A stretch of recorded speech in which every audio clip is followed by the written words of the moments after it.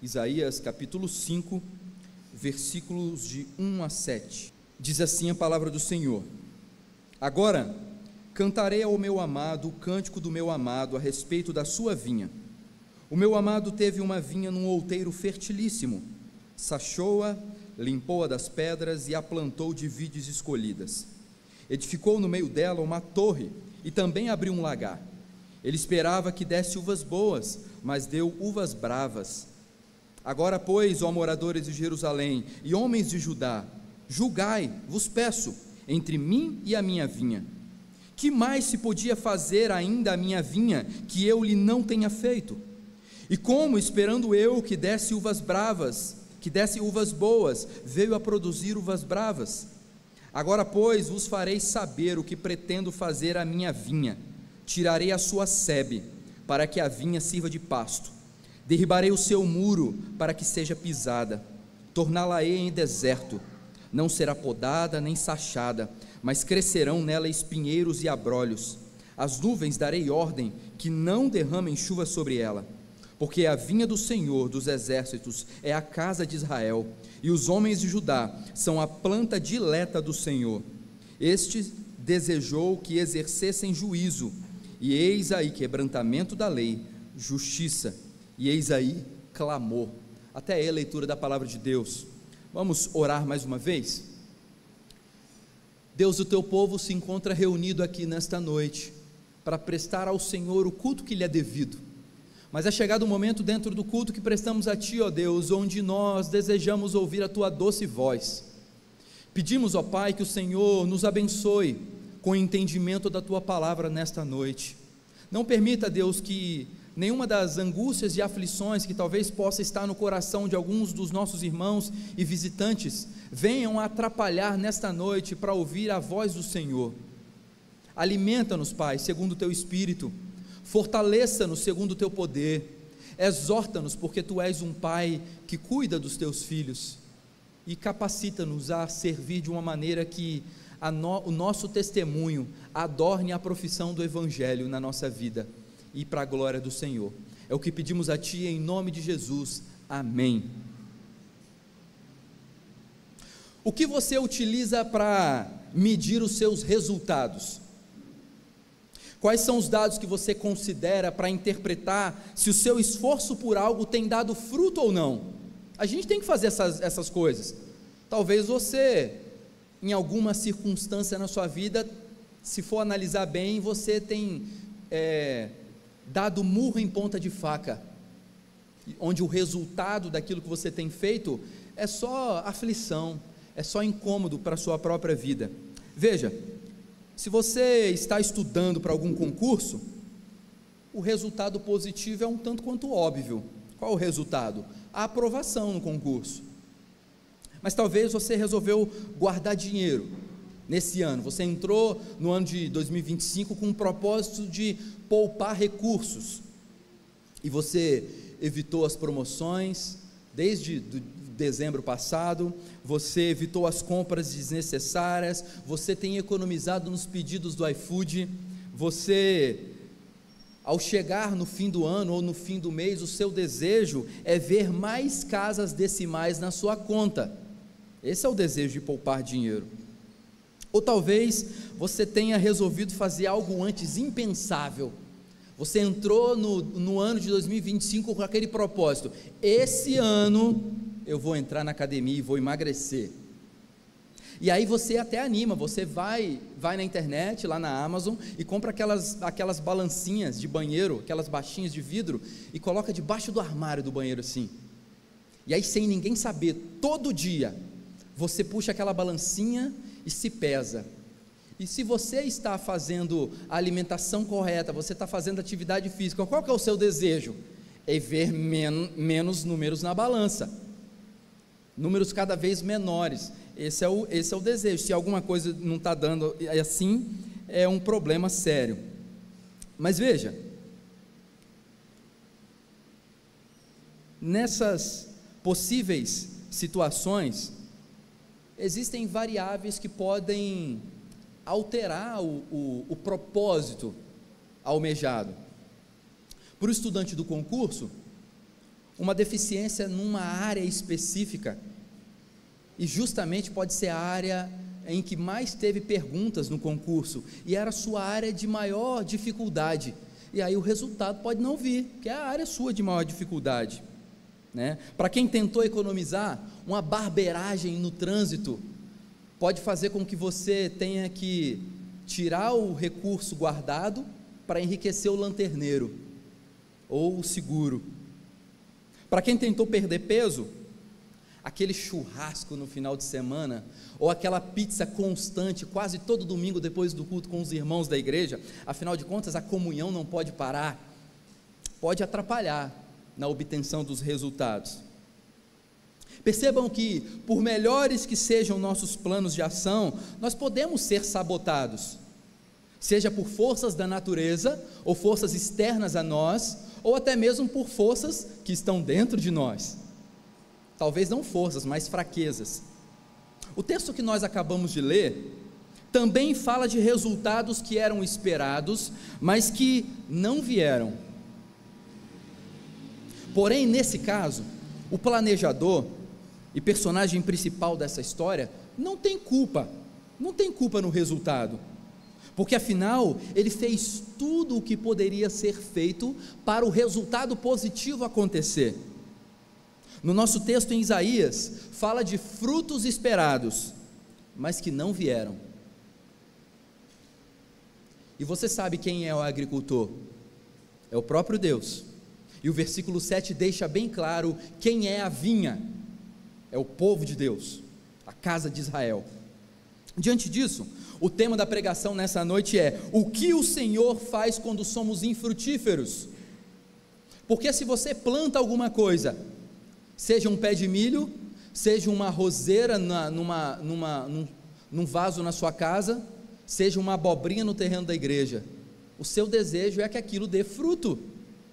Se não dá fruto, o que você faz? Você arranca, ou você vai tratando até que aquilo ali dê fruto, porque o propósito de alguma coisa é dar fruto.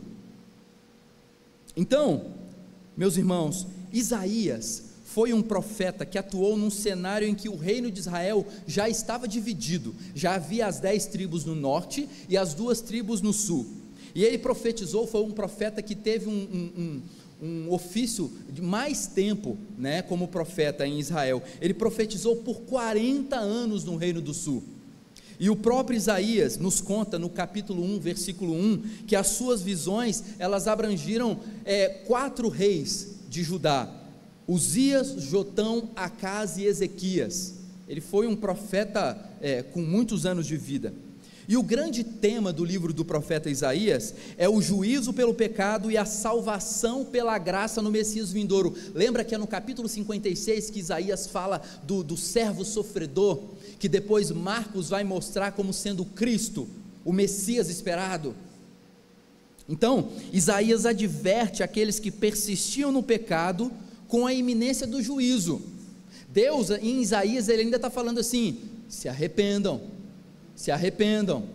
e depois nós vamos perceber que Deus não manda mais se arrepender, Ele manda juízo sobre o povo. Então, o capítulo 5 de Isaías nos traz profecias introdutórias para o cumprimento final. Se nós olharmos para o capítulo 1 do livro de Isaías, nós veremos que ele introduz ao leitor o livro como um todo, mas já no capítulo 2 a 4 do livro de Isaías, revela um enorme conflito entre o que Israel foi chamado para ser e o que de fato Israel era. E o capítulo 5 nos leva de volta à realidade da condição de Israel no momento em que Deus está falando através de Isaías para o povo. Tudo o que o futuro pudesse reter não poderia ser negado. O fato que o pecado, de certa forma presente, seria encarado e enfrentado. Deus não ia passar pano, o povo ia ter que pagar pelo pecado cometido. Mas nenhuma esperança futura, tal como a contida no capítulo 4, do versículo 2 a 6, poderia obscurecer ou prevenir o mal presente. Sim, há esperança, mas tal esperança não pode aniquilar o presente, afastando de alguma forma o povo da sua responsabilidade. A realidade do momento vivido por Israel pode ser vista nos 6 ais, que nós vemos na continuidade do capítulo 5. Deus fala por 6 vezes, ai daquele, e ele vai falando. Mas o Senhor, através do profeta Isaías, no texto em que nós estamos vendo, nesta noite, acusa o povo de viver uma vida oposta à sua vontade revelada. Deus havia revelado ao povo, na sua palavra, a maneira como ele gostaria que o povo vivesse, e o povo estava vivendo uma maneira oposta à vontade de Deus, mesmo a despeito de todo o cuidado que foi empenhado em favor do povo de Deus. Estão percebendo a tensão aqui? O agricultor, que é o próprio Deus, está falando assim: eu fiz tudo o que poderia fazer, e vocês ainda assim não deram o fruto que seria a consequência de todo esse empenho. Eis um problema. Por isso, nós estamos pensando, o que o Senhor faz quando nós somos infrutíferos? Talvez você venha aqui nessa noite e você está pensando, essa mensagem não é para mim não, porque se tem uma coisa que eu dou é bons frutos.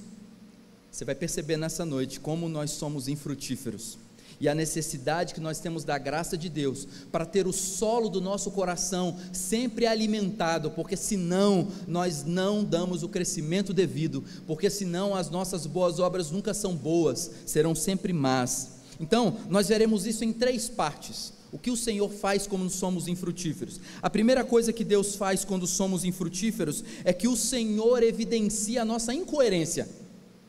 O Senhor vai mostrar a incoerência, da mesma maneira que Deus está falando de tudo o que Ele fez para a vinha, e ela não deu resultado, o Senhor também nos mostra a nossa incoerência. Vejamos então, o texto começa no versículo 1, e eu peço que você mantenha a sua Bíblia aberta.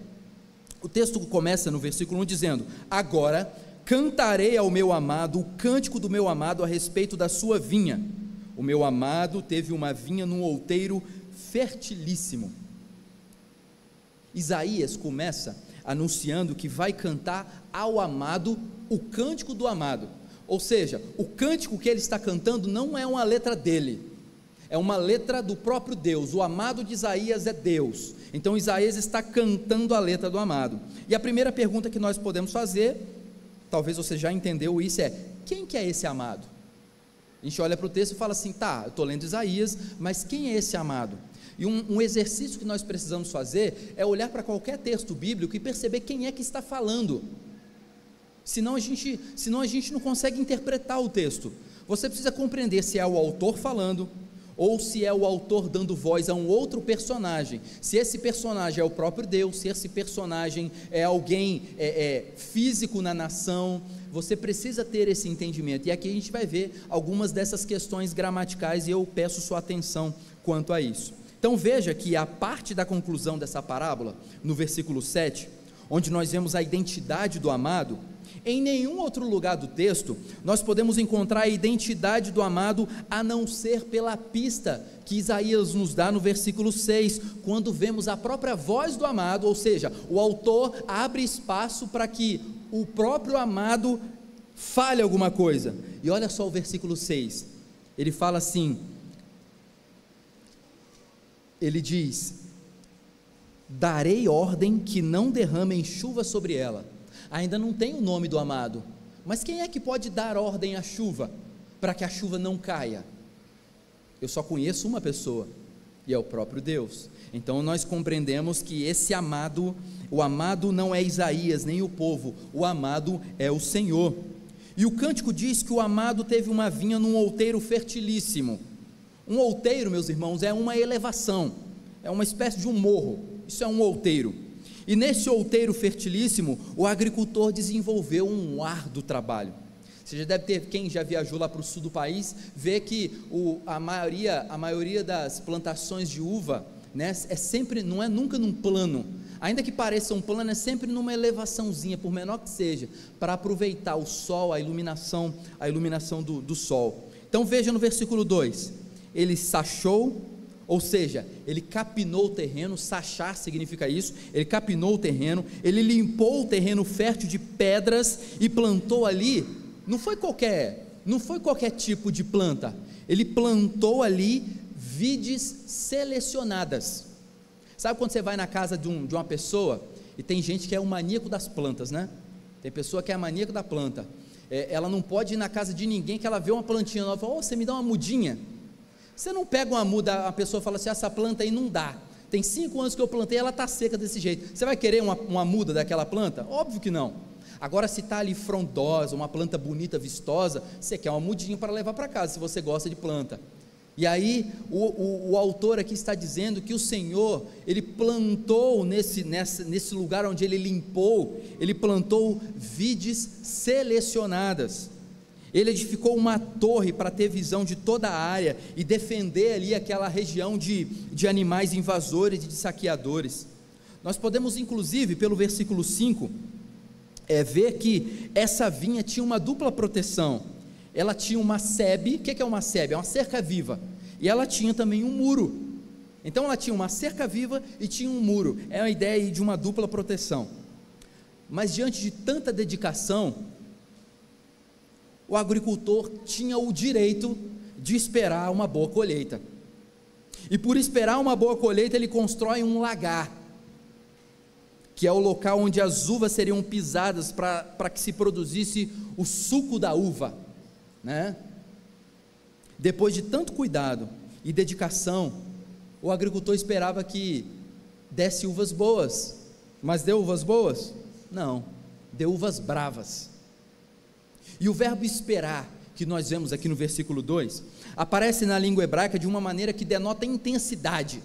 Não é uma ideia de esperar, é uma ideia de esperar ardentemente.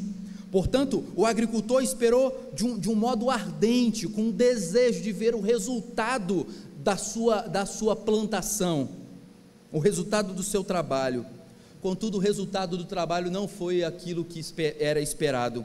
O resultado foi uvas bravas.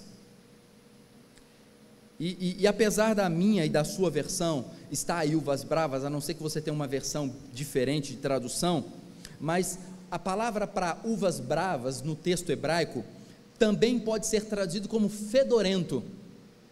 Então, não é só uma uva azedinha, a ideia aqui é uva podre, é uva fedorenta.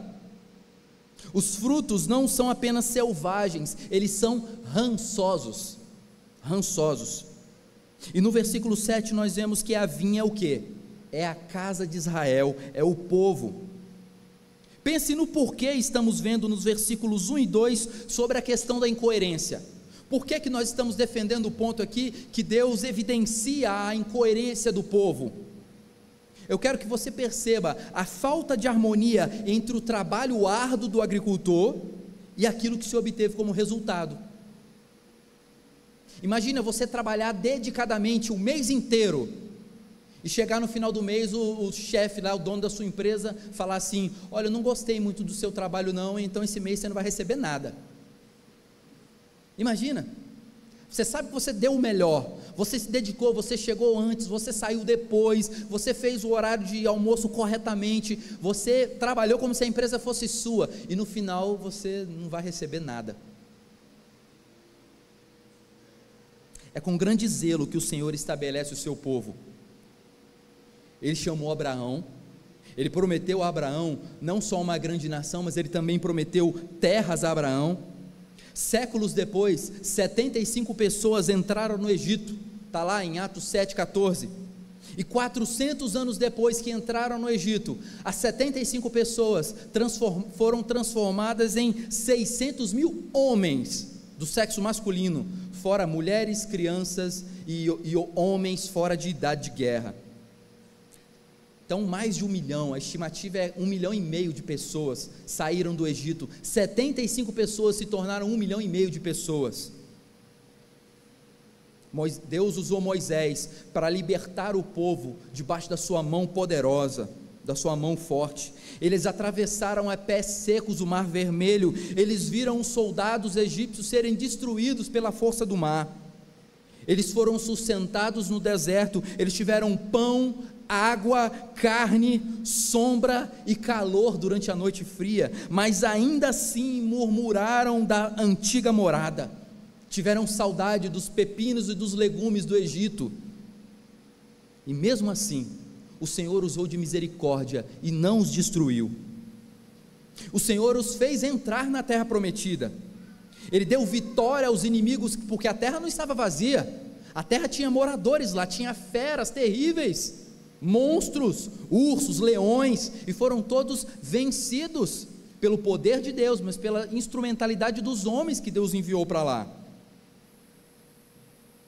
O Senhor os deu uma lei, uma cultura. Aqueles que eram pequenos prosperaram diante de povos que eram maior que eles enriqueceram, eles tiveram reis, eles tiveram juízes, e mesmo com todas as provisões concedidas das mãos do bendito agricultor, eles produziram um fruto amargo e fedorento. Por quê? Por conta do pecado. O pecado impediu o povo de ser o fruto doce que Deus, que alegra o coração do Senhor. Vejam, irmãos, o Senhor mostra a nossa incoerência justamente no fato de que o seu povo é alvo da sua graça, mas por vezes o seu povo recebe a sua graça em vão. Por que em vão? Porque a graça de Deus não apenas nos aceita, mas também nos transforma. E se o povo não dá devido fruto que a graça do Senhor produz, isso é uma incoerência. Lembre-se de quantas vezes você já orou por algo e por coisas que você possui hoje. Pense aí, quantas vezes você orou por coisas que você tem hoje? Mas agora reflita, em quantas vezes você já murmurou com relação a essas coisas que você orou a Deus para ter? Seja uma pessoa solteira que queria se casar e orou por um marido ou por uma esposa e Deus concedeu, e agora o cônjuge reclama do outro. Seja por uma mulher que queria ter filhos e orou ao Senhor para ter filho, Deus abençoou o ventre, ela engravidou, ela tem filho, e agora reclama do filho, que não deixa dormir, que risca a parede, que puxa a toalha da mesa e derruba o vaso tão caro que você comprou. Estão percebendo a nossa incoerência? Nós oramos e nosso pedido está correto, mas ainda assim, quando nós recebemos, nós murmuramos, e isso é incoerência. Então, Deus, através da sua palavra, Ele evidencia a nossa incoerência, Ele mostra que nós não estamos sendo frutuosos como deveríamos, porque o nosso solo foi trabalhado, Deus plantou a melhor semente no nosso coração, mas ainda assim, nós não temos dado o fruto que deveríamos dar. Então, o que o Senhor faz quando somos infrutíferos? Ele evidencia a nossa incoerência, Ele mostra que nós estamos errados, Ele mostra o nosso mau caminho. Nós olhamos para o Evangelho e vemos tudo aquilo que nós já temos pela graça de Deus, e aí olhamos para aquilo que nós já somos, e percebemos que há uma incoerência, nós não conseguimos expressar como deveríamos tudo aquilo que nós já somos em Cristo Jesus. Mas o que deu errado? Se o dono da vinha sabia que as uvas dariam uvas bravas ao final do trabalho, talvez a pergunta que você faça é: por que ele a plantou? Se Deus sabia que as uvas iam dar uvas bravas, porque o agricultor não está sendo pego de surpresa, ele sabia exatamente o produto final disso, por que ele a plantou? Talvez você não teria plantado, usando a mesma metáfora. O dono da vinha fez tudo o que pôde, mas onde aqui está o colapso?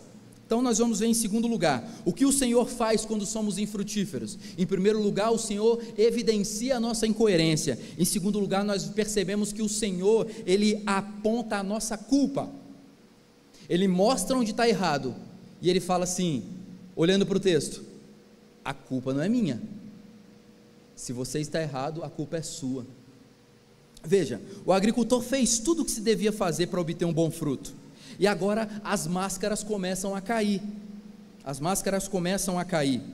Isaías, em verdadeiro modelo profético, ele começa a falar na pessoa do seu amado. Aqui é onde eu preciso que você lembre, lá da época do ensino médio, quando a gente estudava gramática, né, e análise de texto. Observe, olha para a sua Bíblia aí comigo, em Isaías 5. Observe que nos versículos 1 e 2, versículo 1 e 2, o texto, ele vai falar na terceira pessoa.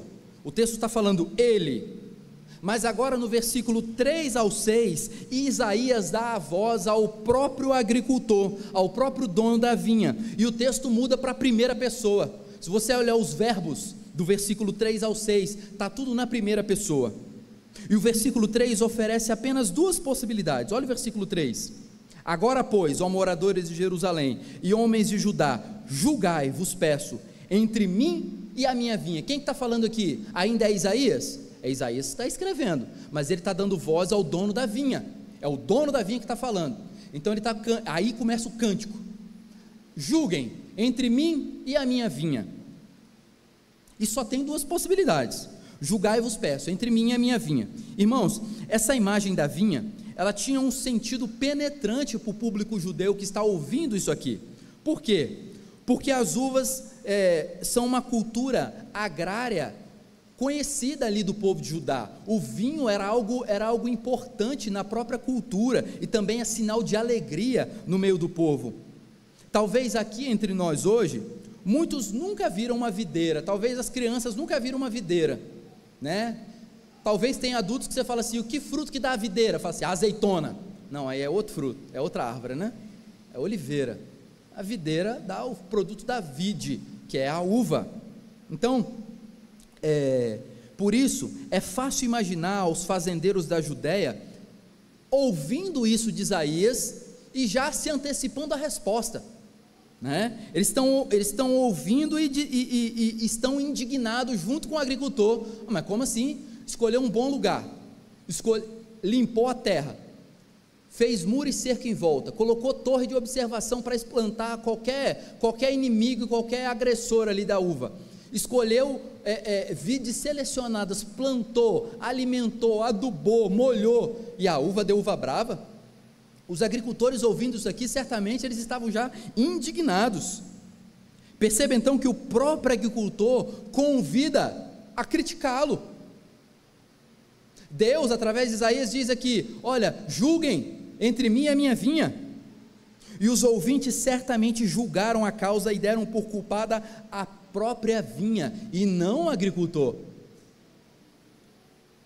Nós podemos ver uma dinâmica semelhante lá no capítulo 12 de 2 Samuel, onde Natã vai visitar então o rei Davi, e lá ele conta uma seguinte história para Davi. Ele fala assim: rei, havia dois homens, um rico e um pobre. O rico possuía várias ovelhas, vários gados, e o pobre tinha apenas uma cordeirinha. E para essa cordeirinha, ela era quase como um animal de estimação desse pobre. E um dia, vindo um visitante visitar o homem rico não quis tomar de uma das suas ovelhas para servir de fonte de alimento, para fazer um churrasco ali para o visitante. Ele então tomou a ovelhinha lá do pobre. E você sabe bem da história. Depois de ouvir essa história, o furor de Davi se acendeu. Ele disse: tão certo como vive o Senhor, o homem que fez isso deve ser morto. E aí você lembra o que o profeta Natã falou para ele? Tu és este homem. Tu és este homem. Porque ele tinha um harém com várias mulheres, ele tinha várias esposas, e ainda assim ele foi buscar uma de um outro que só tinha uma. Meus irmãos, diante de uma vida infrutífera, Deus usa a palavra para apontar a nossa culpa. Ou alguém aqui ousaria dizer que o fato de não darmos o fruto que deveríamos dar é culpa de Deus? Dizemos a nós mesmos, se eu tivesse mais tempo, se eu tivesse um marido ou uma esposa melhor, se eu fosse casado, se o meu trabalho não me exigisse tanto, se eu tivesse mais dinheiro, eu serviria melhor ao Senhor.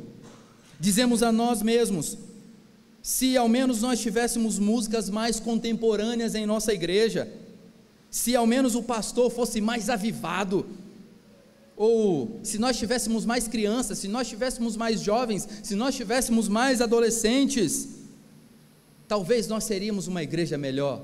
Se isso, se aquilo, e todas essas são as desculpas. No fundo, cada uma dessas desculpas implica em uma crítica a Deus, como se Deus já não tivesse nos dado ou te dado tudo aquilo que você precisa para viver para Ele. Deus já te deu. O apóstolo Pedro, na sua segunda carta, no capítulo 1, versículo 3, ele diz: visto como pelo seu divino poder nos têm sido doadas todas as coisas que conduzem à vida e à piedade, pelo conhecimento completo daquele que nos chamou para a sua glória e virtude. Deus já te concedeu tudo aquilo que você precisa para dar bons frutos. E a minha pergunta é: por que você ainda não tem dado os bons frutos que Deus espera de você? Eu sei que aqui não tem ninguém perfeito, e eu falo para vocês também com a consciência de que eu não sou perfeito, assim como o apóstolo Paulo disse, não que eu já tenha obtido a perfeição. Se Paulo disse isso, quem somos nós para falar que somos perfeitos? Mas de quem é a culpa se você não tem dado o fruto devido? É do conselho da igreja? É da igreja, que talvez não é tudo aquilo que você esperava para uma igreja? Será que é de Cristo? É da sociedade atual que nós vivemos? São das paixões carnais que existem no mundo que têm assediado o seu coração? É de Deus? Absolutamente não. Sabe de quem é a culpa? A culpa é sua. Sim, Paulo falou que as más conversações corrompem os bons costumes, mas não tente se defender perante Deus dizendo que o homem é o produto do meio. Rousseau estava errado,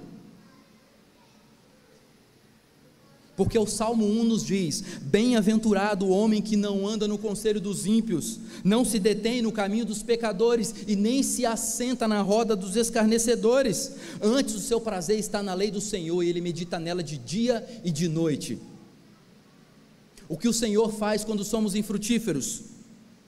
O Senhor aponta a nossa culpa. Talvez você não tenha dado os frutos que deveria dar, e talvez você tenha colocado a culpa em um monte de coisa, no seu trabalho, na correria atual, porque a igreja é longe, porque a igreja não tem ar-condicionado. Eu sei que incomoda a falta do ar-condicionado, mas a Barreto sempre foi quente. Quando você olha as fotos do passado, lá dos irmãos, no início da igreja, não tinha irmã de camisetinha e irmão de camisa aqui não, era tudo de terno, e não tinha ar-condicionado naquela época, e parece que eles eram mais fiéis do que muitos hoje.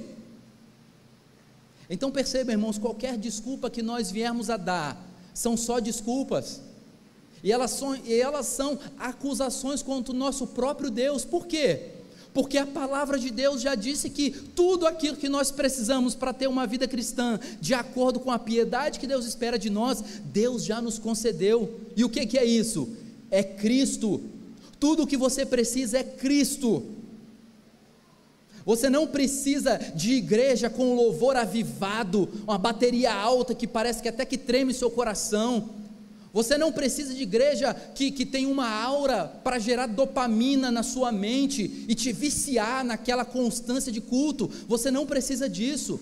O que você precisa para dar bons frutos a Deus, Deus já te deu, que é Cristo Jesus, e a justificação que nós temos nele por meio da fé. Qualquer outra coisa que você acrescenta além disso, você não está usando com a verdade para com Deus. O que o Senhor faz quando somos infrutíferos? O Senhor aponta a nossa culpa. Mas existe um porquê de o Senhor apontar a nossa culpa. Não é para a aniquilação do seu povo. Deus não aponta a sua incoerência e a sua culpa para te destruir, porque Ele quer te humilhar, Ele quer te ver sempre humilhado, caído no chão. Não é essa a ideia. Deus não quer te envergonhar só para te humilhar. Existe um propósito muito maior no fato de Deus evidenciar a sua incoerência e a sua culpa em não dar o fruto que deveria dar. O resultado do pecado do povo para o qual Isaías estava profetizando foi o quê? O exílio babilônico. o resultado do pecado na vida do povo de Deus hoje, nós não vamos ser levados para nenhum exílio, pelo menos é o que a gente espera. Imagina, vários aviões aqui, de repente você ser levado lá para Cuba, você vai viver lá agora, né? Ou você vai ser levado, você agora vai ser cidadão venezuelano, você tem que morar lá, outra pessoa vai morar na sua casa, você vai ser levado embora.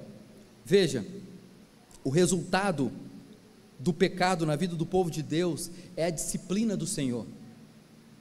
Então, o que o Senhor faz quando somos infrutíferos? O Senhor evidencia a nossa incoerência, o Senhor revela a nossa culpa. Em terceiro lugar, o Senhor aplica em nós a sua disciplina. O Senhor aplica a sua disciplina em nós.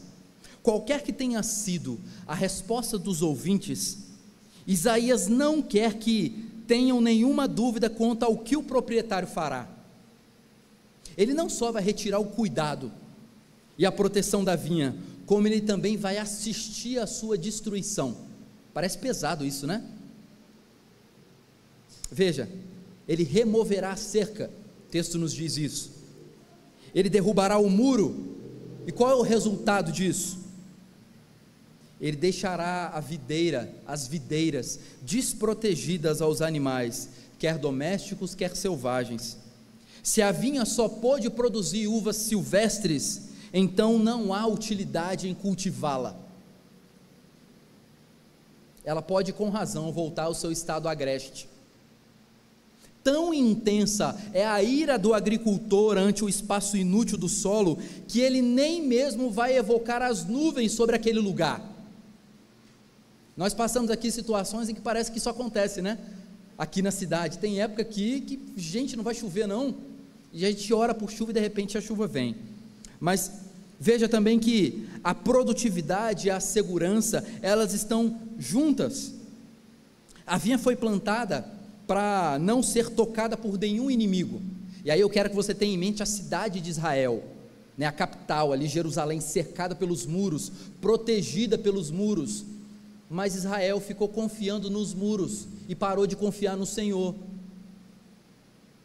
Os muros era por proteção, mas Israel precisava não esquecer de que quem lutava por eles não era o exército, não era a cidade fortificada. A proteção de Israel era o seu único refúgio, que era o Senhor. E você também precisa ser relembrado disso, porque quantas vezes você não coloca a sua segurança em outro lugar que não é o Senhor? Você confia no seu diploma, você confia na sua capacidade argumentativa, na sua capacidade técnica, no seu currículo que abre portas de trabalho. Isso tudo é coisa boa. Você confia na sua alimentação e no seu cuidado com a saúde, para manter a sua saúde. Você confia que todo mês o dinheiro vai entrar, e que parece que o dinheiro é conquistado pela força do seu próprio braço, e pode até ser isso, mas não se esqueça, quem está por trás de todas essas coisas é o Senhor. Porque um mosquitinho pequenininho assim pode picar você na hora que você estiver indo para o carro ali embora, e amanhã de manhã você já acorda com uma dor de cabeça, e as suas plaquetas começam a cair, e de repente você corre o risco até de ser internado por causa de um mosquitinho. O que adiantou você se alimentar bem, ir para a academia, acordar cedo para ir para a academia, dormir cedo para ter as horas de sono adequadas? Eu não estou dizendo que você não deva fazer isso, você deve fazer isso, mas você nunca deve esquecer de que você confia no Senhor para todas essas coisas. A passagem de Paulo, em Romanos, no capítulo 8, versículo 31, diz assim: se Deus é por nós, quem será contra nós? Lembrem-se, a vinha foi plantada para não ser tocada por nenhum inimigo, mas o fracasso da fecundidade traz consigo os inimigos externos, as bestas devoradoras. O que eu quero que você aprenda com isso aqui? É que quando você não dá o fruto correto, quando você não faz o uso correto dos meios de graça do Senhor, você não está nem aí para ouvir pregação, você não pega na Bíblia para ler, você não ora, o seu espírito enfraquece. É como se as divisas que o Senhor estabeleceu na sua vida para te proteger tivessem brechas, e o inimigo entra nas brechas, e aí você começa a pecar, você começa a se afastar da comunhão do Senhor, você começa a dar cada vez menos frutos do que você deveria dar, mas lembre-se, você continua sendo vinha, e é por isso que a disciplina vem. O povo de Israel não foi mandado para o cativeiro da Babilônia como maldição. Sim, a maldição de Deuteronômio 28 é consequência, o cativeiro. Só que, por que Deus mandou eles para lá? Para discipliná-los. E aí eu quero que você tenha em mente o texto de Hebreus, quando fala que o Senhor ama os seus filhos, e Ele disciplina todos eles. Todos eles. Mas voltando ao texto de Paulo, em Romanos, no capítulo 8, 31, lá nos diz: se Deus é por nós, quem será contra nós? E por vezes esse texto bíblico é dito de uma maneira triunfalista, como se fosse uma autoafirmação. A pessoa, qualquer dificuldade que passa, ela fala assim: se Deus é por nós, quem será contra nós? Tirando o texto completamente fora de contexto e aplicando ele de uma maneira que Deus não se propôs revelar assim. Deus não está falando que nós vamos vencer todas as coisas de qualquer maneira. Lembra de Jesus falando: no mundo tereis aflições. Então a vida do crente não é só vitória, como muitos dizem aí. Agora é só vitória, é só vitória. Vai nessa. Quem é ensinado assim, diante das frustrações, tem a sua fé abalada, porque ele foi ensinado que a vida cristã seria só vitória. Sim, o nosso final sempre é vitória, mas a vitória em Cristo, da salvação. No mundo nós vamos passar dificuldade financeira, nós vamos ter problemas no relacionamento, filho de crente também às vezes é desobediente, às vezes mais do que a gente gostaria, mulher crente também reclama do marido crente, casal crente também tem DR, mãe crente também enche a paciência, pai crente também cobra mais do que você pode entregar. Então no mundo nós teremos aflições. Então essa ideia triunfalista de só vitória, meus irmãos, fujam disso. Prestem atenção, porque essa ideia está impregnada em muitas músicas evangélicas hoje. Eu não gosto nem de chamar de evangélico, porque às vezes a pessoa pega um texto bíblico e fala uma coisa que o texto não está falando. Fala uma coisa que o texto não está falando. Mas o que eu quero que você reflita nesse texto do apóstolo Paulo, Romanos 8,31, se Deus é por nós, quem será contra nós? Não vai nessa linha triunfalista, de só de vitória, é justamente o contrário. Se Deus é por nós, quem será contra nós? Não é? Nós podemos, isso é bíblico, se Deus é por nós, quem será contra nós? Mas e quando Deus é contra nós? O que fazer? A quem recorrer? E aí, se você nasceu lá pelos anos 80 como eu, você vai lembrar assim: e agora, quem poderá me defender? Não há Chapolin Colorado que possa defender contra o próprio Deus. Se Deus é por nós, quem será contra nós? Mas e quando Deus é contra nós, quem será por nós? O que fazer? A quem recorrer? Meus irmãos, para quem Isaías está falando aqui originalmente, falando aqui em meias palavras, eles haviam esquecido de quem Deus era e das prescrições da sua palavra. Eles viviam tranquilos na sua própria incoerência, eles viviam com uma mente cauterizada pelo pecado, e portanto a culpa não os afligia mais. Eles tinham outros deuses, eles descumpriam as prescrições do Senhor, e estava tudo bem para eles, mas eles eram o povo de Deus, e Deus disciplina em amor aqueles que lhe pertencem. Quem, meus irmãos, virá ao nosso socorro se o Senhor intentar contra nós? Quem virá? Veja, o propósito da eleição divina é produzir retidão. Todos aqueles que Deus elegeu antes da fundação do mundo haverão de receber a fé no Senhor Jesus e vão viver uma vida reta. É impossível nós imaginarmos um eleito alcançado pela graça do Senhor que não busca viver uma vida de retidão. E aqui fica um alerta muito grande para nós, pais. Eu sei que você trouxe o seu filho desde pequeno para a igreja, você o instruiu nos caminhos do Senhor, e de repente ele cresce, e por algum motivo ele afasta um pouco dos caminhos do Senhor. E eu sempre gosto não por prazer, mas eu gosto de falar porque é uma verdade, para esses que estão afastados, que não dá para fugir da eleição. Se eles pertencem ao Senhor, Deus vai fazer eles retornar, mesmo que seja debaixo de sofrimento, mas Deus vai fazer. Então a oração nossa, talvez para pais que têm os seus filhos distanciados do caminho do Senhor, é: continuem orando pelos seus filhos, para que eles possam retornar aos caminhos do Senhor. Como que Deus vai fazer isso? É da administração dele. Você só tem que clamar, e Ele há de fazer, porque Deus deu essa graça, dos filhos dos crentes também fazerem parte da aliança, mas eles precisam testemunhar também essa aliança. Não significa que filho de peixe é peixe, não significa que filho de eleito é eleito, ele precisa comprovar essa eleição por meio de uma vida de retidão pela palavra. A questão é: o que fazemos com o derramamento da graça de Deus sobre nós?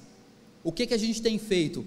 Porque o texto que nós lemos no momento de confissão de pecados, de 2 Pedro, no capítulo 1, versículo 3 a 11, o início já fala que Deus tem nos dado, já nos deu, ele fala ali no tempo, no perfeito, é o auristo ali, ele fala que Deus já nos deu, de modo completo, tudo aquilo que a gente precisa, Tem uma história que eu gosto muito, foi o reverendo Hermstein, numa das suas aulas ele contou, que ele disse assim, que ele morava ali no Campo Belo, e a filhinha dele era pequenininha, e todo dia que ele voltava do JMC para casa, ele passava pela padaria, na hora do almoço, e comprava, sabe aqueles guarda-chuvazinho? Aqueles guarda-chuvazinho, que é aquele chocolate que cola no céu da boca, chocolate terrível, mas é sabor de infância, a gente gosta desse guarda-chuvinha, e ele comprava esses guarda-chuvinhas, todo no almoço ela já sabia depois do almoço papai com guarda-chuvinha. E aí um dia ele passou lá, e só tinha mais 3 guarda-chuvinhas no caixa, e ele falou: mas não vai ter mais? Não. Ele foi e comprou os 3, e aí o cara falou assim, o dono da padaria falou assim: é porque o fornecedor demora a entregar, então às vezes a gente fica sem. Ele falou assim: então faz o seguinte, tem como você pedir 2 caixas só para mim? E aí ele pediu as 2 caixas, e as 2 caixas chegou, e ele continuou, ele botou ela em cima do guarda-roupa, escondido para a filha não saber onde tinha, porque senão certamente seria mais de um guarda-chuva comido durante o dia. E aí então todo dia, quando ele voltava do caminho, ele passava na padaria, comprava o guarda-chuvinha e levava para ela. Mas no dia que não tinha o guarda-chuvinha lá, onde é que tinha guarda-chuva? Em cima do guarda-roupa. A filha dele só foi descobrir isso muito tempo depois, que o pai dela era provedor. Meus irmãos, se um pai, pecador que seja o reverendo Hermes, seja qualquer um de nós aqui, tem poder para prover aquilo que nós gostamos, e aquilo que sacia a nossa alegria, que é um chocolate, quanto mais o nosso Pai Celestial não tem guardado já na eternidade todas as bênçãos para nós, e nós precisamos lembrar disso. Deus cuida de nós, Deus não tem guarda-roupa para guardar nenhuma caixa de alegria para você, porque Ele é o próprio Criador das alegrias, Ele é aquele que criou todas as coisas do nada pelo poder da tua palavra. O que é Deus trazer alguma alegria para você? Mas meu irmão, quando você não faz uso do derramamento da graça sobre a sua vida, você perde isso de vista. Você está com saúde, mas você está reclamando talvez de alguma coisa. Você quer ver uma situação em que a gente percebe como o coração humano é ingrato? Você já foi no São Jorge com um filho pequeno, num sábado à noite? E aí você está lá, todo mundo que está ali está com um plano de saúde, sentadinho, ar-condicionado ligado, e pode perguntar para qualquer um. Todas as vezes que eu fui lá, eu vi várias pessoas indignadas com a espera, e eu estou glorificando a Deus, porque era para eu estar lá no SUS, e graças a Deus, Deus tem provido para a gente ter um plano de saúde, e ali esperar 1 hora, 40 minutos, para mim, nós somos murmuradores por natureza, mas isso é não fazer uso da graça que Deus deu para nós. Se você está sentado na fila de um hospital particular, glorifique a Deus por te dar condições de pagar aquele plano de saúde e desfrutar daquilo ali, porque tem muita gente que tá sofrendo em casa com dor, porque não quer nem enfrentar a fila do hospital público. Se você está reclamando que a gasolina passou de R$6, glorifique a Deus que você tem um trabalho para comprar gasolina com R$6, glorifique a Deus que você tem um carro para botar gasolina de R$6, ou uma moto. Meus irmãos, nós somos reclamadores, mas isso não é natural, isso é fora da graça de Deus. Nós estamos transformando a bênção de Deus em resultados frutíferos. Você tem olhado para as bênçãos que Deus tem concedido para você, e você tem frutificado corretamente? Será que você é um bom investimento para Deus? Será que você é? Na história da igreja, nunca se teve tantos recursos, que quer seja em conhecimento disponível, quer seja em recursos financeiros para o investimento no campo. Nós temos igrejas espalhadas em todo o país, nós temos das mais diversas versões de Bíblia, seja em papel, seja digital. Mas qual é o resultado de frutificação para o reino de Deus? Será que o fruto que a igreja moderna tem dado a Deus tem sido satisfatório? Ou tem sido um fruto podre, fedorento, uva brava? De quem é a culpa para uma igreja infrutífera? Será que há alguma falha em Deus? Afinal, nós somos o seu povo. Nós não podemos nos esconder atrás da nossa identidade. Quando nós somos infrutíferos, em resposta à graça de Deus, nos tornamos frutíferos como uvas bravas. Mas no versículo 7, Deus traduz a parábola em realidade literal. Ele diz: e esperava por justiça, mas eis que houve derramamento de sangue, por justiça, mas eis que houve clamor. Aqui é uma curiosidade no cântico, que só dá para ser percebido no texto hebraico, que as palavras têm o mesmo som. Quando o versículo 7 é traduzido no hebraico, a palavra tem o mesmo som. E aqui, infelizmente, em português a gente perde um pouco isso. E por que esse recurso literário? Para chamar a atenção. Para chamar a atenção. E a pergunta assombrosa paira sobre toda Israel: o que mais eu poderia ter feito para a minha vinha que eu não tenha feito? Talvez você deveria fazer essa pergunta hoje para o seu próprio coração. Será que Deus deveria fazer alguma coisa além daquilo que Ele já tem feito para a sua vida, para você dar fruto digno de conversão? Será que tem faltado alguma coisa na sua vida para você ser uma videira frutífera diante dos olhos do Senhor? Veja, meus irmãos, a graça de Deus derramada sobre Israel é surpreendente, e a vantagem que eles desfrutavam como povo de Deus era vasta. Eles eram povo de Deus.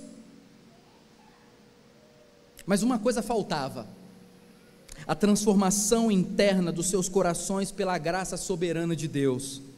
Sem essa transformação, todas essas bênçãos internas apenas os corromperiam e endureceriam os seus corações. Seu coração de pedra precisa ser removido e um coração de carne ser colocado no lugar. Isso só pode ser feito pelo próprio Deus. O Espírito de Deus poderia ter sido derramado sobre eles do alto, movendo-os a seguir os estatutos de Deus e as ordenanças de Deus. Mas a experiência de Israel na história expõe claramente dois tipos de graça: aquela que pode ser resistida e transformada em julgamento, e aquela que não pode.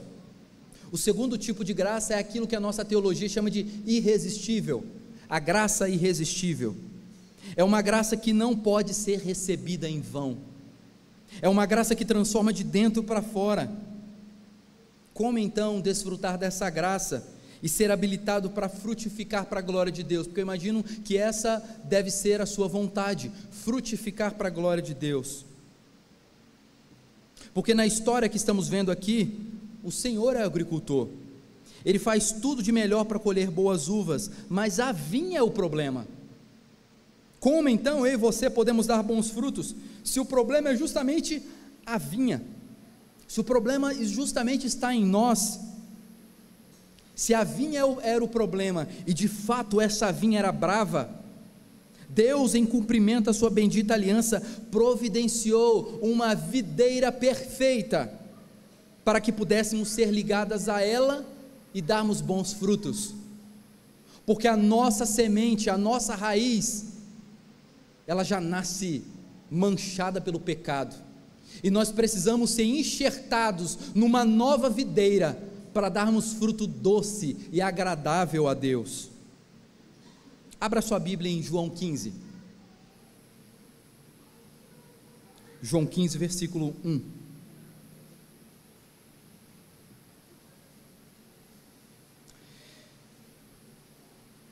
Eu sou a videira verdadeira, e meu pai é o agricultor.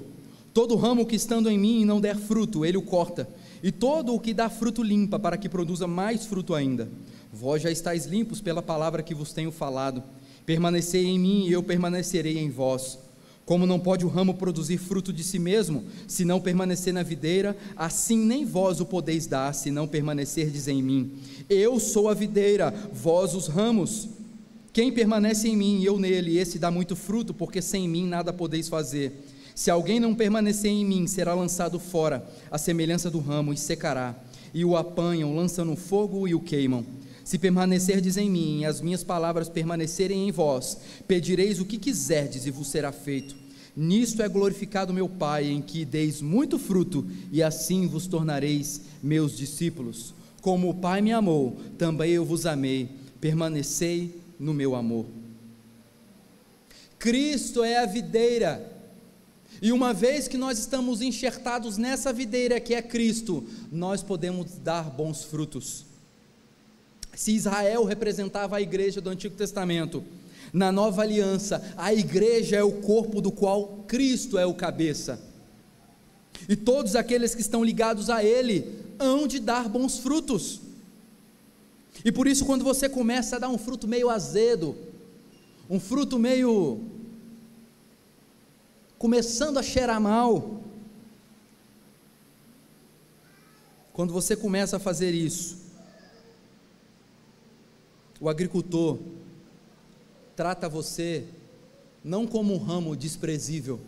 O agricultor te limpa, cuida de você, porque você está ligado à videira verdadeira. Você não pode ser cortado. E como que ele faz isso? Mediante a disciplina purificadora de Deus. Olhe para a disciplina de Deus como instrumento pelo qual você é mantido, protegido e cercado pelo muro daqueles que estão ligados à vinha e que jamais serão abandonados. Não olhe para a disciplina como uma punição apenas, olhe como um cuidado de Deus sobre a sua vida, porque é o Senhor que diz: de maneira nenhuma te deixarei, nunca, jamais te abandonarei. Concluindo, meus irmãos, recebemos privilégios muito maiores por meio da morte e da ressurreição de Jesus Cristo do que Israel experimentou sob a lei de Moisés. E este capítulo é um aviso para todas as nações na qual o evangelho já floresceu, para não menosprezar as muitas bênçãos da fé cristã que os cercam por séculos. Nessa noite, fomos advertidos a não recebermos a graça de Deus em vão, mas viver para mostrar sua santidade em uma era cada vez mais corrupta e espalhar o nome de Jesus por todo lugar onde nós passarmos. Devemos aprender a amar a Deus com a mesma paixão e com o mesmo amor que Isaías o amou. Lembra do versículo 1? Cantarei o cântico do amado ao meu amado. E nós precisamos lamentar aquilo que desagrada a Deus. Devemos olhar para os pecados listados em Isaías 5 e ver as raízes desses mesmos pecados no nosso próprio coração. Devemos olhar para a cruz de Cristo como a nossa única justiça e para o túmulo vazio de Cristo como o único poder para uma nova vida pelo Espírito. Devemos proclamar a ira vindoura de Deus, pois exatamente os mesmos pecados que atormentam a sociedade de Isaías atormentam a nossa. Por fim, meus irmãos, devemos espelhar os resultados da união com Cristo, que produzem em nós frutos: obediência, e testemunho. Esses são os frutos que Deus deseja que sejam produzidos em nós: obediência e testemunho. Mas há uma esperança para caso você seja em algum momento uma videira infrutífera. Há esperança, e essa esperança é Cristo, porque não são as suas raízes que te levam para a vida eterna, é o fato de você estar ligado à videira verdadeira, que é Jesus Cristo, que vai te levar para lá. Louvado seja Deus que nos ama incondicionalmente, e devido a esse amor, quando vivemos uma vida infrutífera, Ele evidencia a nossa incoerência, Ele aponta a nossa culpa, e Ele nos dá a boa e reta disciplina. Grande é o Senhor, boa e perfeita é a sua graça. Deus nos abençoe, amém.